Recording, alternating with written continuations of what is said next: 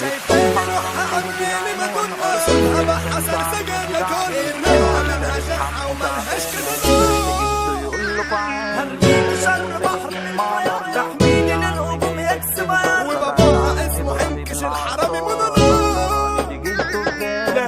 لا مفتري بيوزع رزق محرم بهدي العنوان أرض الفرسان شعب الجدعان اسألوا على الفارس حمو شعبان اسفلت جهته يقولكوا عال اللي ادب وسكاكين مع نار لو جاي يا عم جايبك بهزار فبعد عن ابراهيم العطار اسكندراني دي جهته قدامه سكت طرش لا ما تفكرش تدوس في مرش لا ما بهزر مين اللي قالك اني ما اقدرش على وش اهلك ادور طب يلا قوم نشوف مين ما يقدرش اسمعها مني انا ما بفرفر كسبت ولا لا فما بخسرش انا بدي كله دور شكلت زي ابو الطليع اوعى صاحبي سيبني اقوم ابيع شد دوك اروح لم له شعره علشان قصته ما تضايقوش اللي جاي زعلان على زعل مستعد بالقديمه زعل اي راجل ما شربش شارعه ده يستاهل بدن خرطوم جيتكوا يا ابني عندي فاس الصورة جنبي بالنسبة له كده انا خصم شدت له الشوكة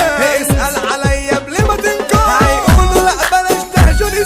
سن عارفه قبلها لله انا رافض اعتذارك يا بريء حد تنسى انك تطلع مرشد وكله عارف اهتمام بان عليك قوي هو بالكلام اوعى مرة تيجي اشوف سنان مفيش هزار بيني وبينك ما تقولش شفت ياما كله خان عايز ترغي يبقى من مكانك صعب تبقى فردا للي هان واللي على عينيك مديلك سيبهولي صاحبك انت ذكرى ياما العد حر اخوك معنا ياما وشك جايب في الف لون خيال حد يبلغه اني اثر فيه هرميه في شر بحر من الحياة تحميني للهجوم يكسب مرة معايا يبقى ده القدر على قد النية بيدي يا لما اكيد الكلام ده مش شغال اسمعني بس افهمي قدري انا صاحبي قلت للعالم ده مني وكان تحضير على ايدي يا خسارة الفراخ واي فرقة خسارة الحريم سواء افضل يا خسارة الفلوس صراحة فرقة وربي لو شفته هينا كشف له احمي امه يلا انوي كل ورده حيوانه المعنوي خروف عايش دراعه ملوي وانا مش حله على اللي اتقال مش هخلي يجي اسمي في المحل هديه بازوكا ترمي في زحل محدود معايا كده مش هتحل غير لما اشوف عيلتك قدام شايفالي روحها عاملالي مدنة صوتها بحسن سجادة كل الرقة منها شحة وملهاش كده نار بتقولي بابي مامي عندي